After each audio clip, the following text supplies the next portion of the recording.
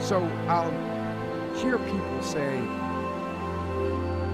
if you believe it, then you can achieve it. And the problem with that is they're leaving out the most important part of the equation. And that part is work. Actually doing something. That's what you have to do to achieve anything. Yeah, you gotta believe it, but you better get the work done. Ideas are worthless unless we act on them.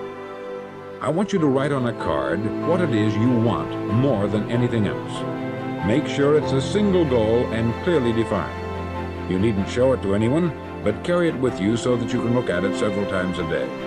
Stop thinking about what it is you feel.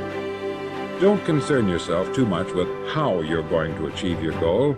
Leave that completely to a power greater than yourself. All you have to do is know where you're going. The answers will come to you of their own accord. We intend to when the idea strikes. We intend to when the emotion is hot. But now if you don't translate that into action fairly soon, now the intent starts to and a month from now it's cold. A year from now, you can't even know. So act. Set up a discipline. The idea is strong, and you're powerful. That's the time to set up. As Michelangelo said, if people knew how hard I worked to achieve my mastery, it wouldn't seem so wonderful after all. And that's the thing about getting great. That's the thing about being an artist of such caliber that you're remembered for hundreds of years after your death. It is back-breaking work. It is a blinding amount of effort. And that's the secret. At the end of the day, if you know what you want, it's only a question of whether you're willing to pay the price to get there. So ask yourself, are you willing to pay the price?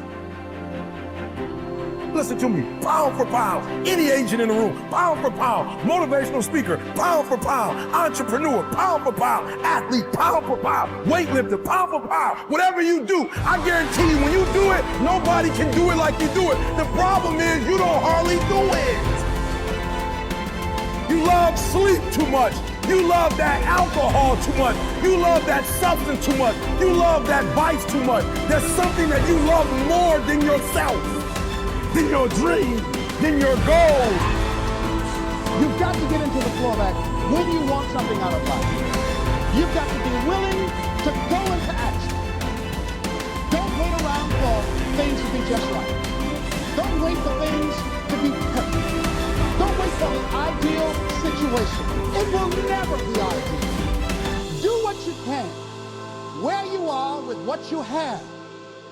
Come on now, this is the day. Do what you're supposed to do. You ain't no boy no more. You don't need their approval. You're talented enough. God made you. You got everything you need. I have a very strong belief that everything that comes into your life is supposed to, and every condition of your life is part of the perfection of it, and that there's a blessing in all of it, and that there are no accidents, that it's a perfect, absolutely, totally perfect universe. Everybody that you meet for a reason. Everybody you're sitting next to, you're there for a reason. You can either take advantage of it or not. You have choices to make throughout it all.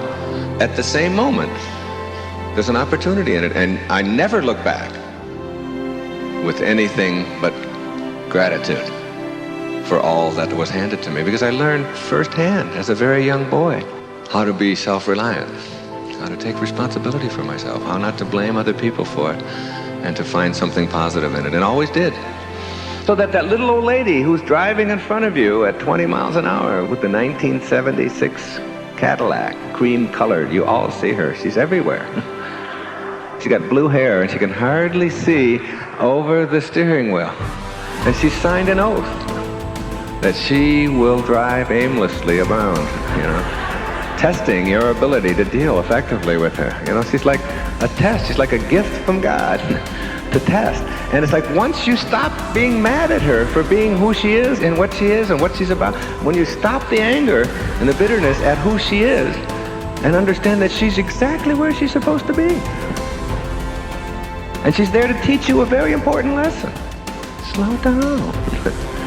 You have to. Relax. Don't give her control over the divine part of you. The intelligence in back of that is suffusing your form, invisible as it is. It's still there, and it's yours. It's really what constitutes your entire humanity. Don't give it away. Think of yourself as connected to and a part of it all, rather than someone who is being victimized or slowed down or abused by, or here it happens again. It's all part of the perfection of it all. That's a very nice, enlightening place to get to. It really slows you down. And it doesn't take away your ability to make choices. It takes away your wanting the world to be as you think it should be instead of as it is. That's what defines neurotic. That's what neurotic really means.